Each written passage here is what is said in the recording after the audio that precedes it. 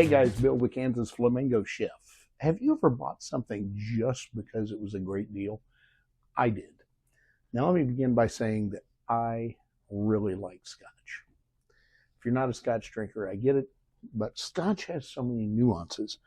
Now my favorite brand of Scotch is the Balvenie. This happens to be a 12 double wood.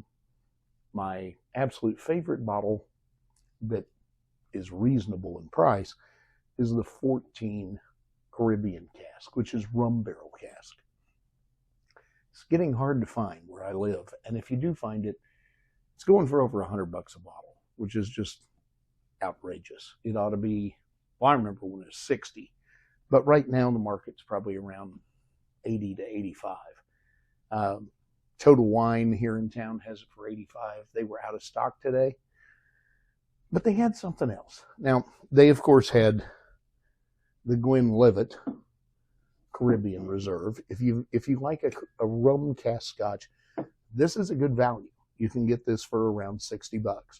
Very good drink, very good Scotch.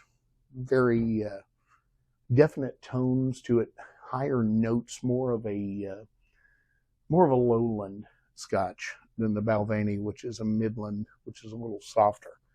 Now, Spice Eye, which is what this is called. Total Wine had this. Now, I've had a couple of the Glen Fohdry products in the past. I've been very pleasantly surprised, but I had never seen this one. Dorach Caribbean.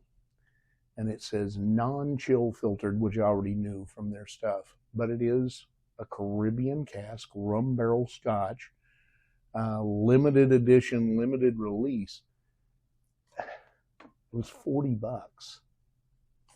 You know, I went there looking for a 14 Balvenie for 85.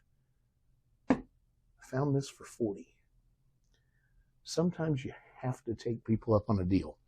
Now, when you're going to taste a new Scotch, you should actually taste it in 2 glasses. I've got the glass I normally drink Scotch in, just a rocks glass. And then I've got what's called a Scotch float.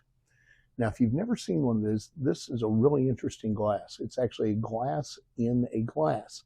Now, it's designed this way for a very specific purpose. When you pour Scotch into this, the aroma hits you far before you taste the whiskey, and you don't get it over-aired, so it changes the flavor significantly.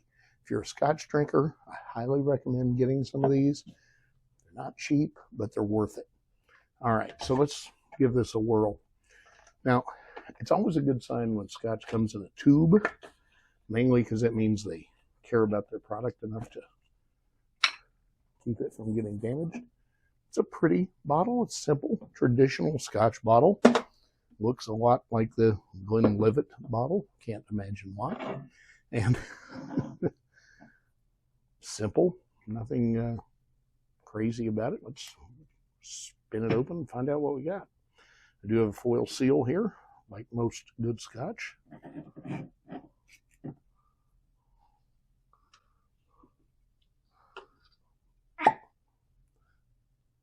Oh, that smells nice. There's definitely a rum note to that. I'm going to put a little in the suspended glass and a little in my regular glass.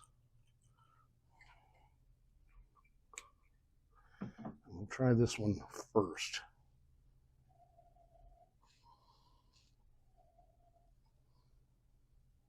Definitely smells like a Midland Scotch. It's got those strong notes without being overly peaty. It doesn't just smell like grass or moss, like a Lagavulin or something of that type.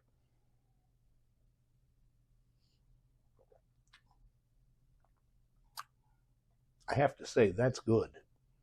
That's very good. If you poured this for me and you didn't show me this bottle, I would guess that was about a $70 to $80 bottle of Scotch. That's a nice pour. Now let's see what it smells like or tastes like in the suspension. It smells totally different. You don't get the instant alcohol fume.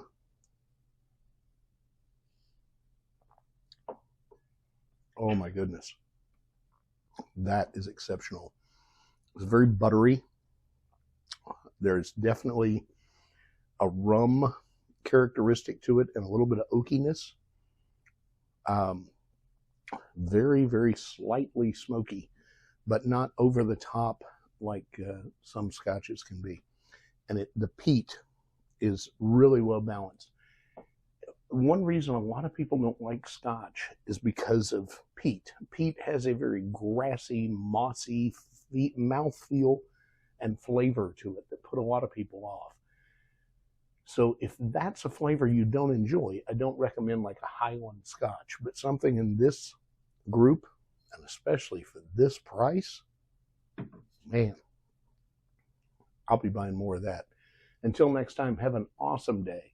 Eat and drink fabulous. I'll see you soon.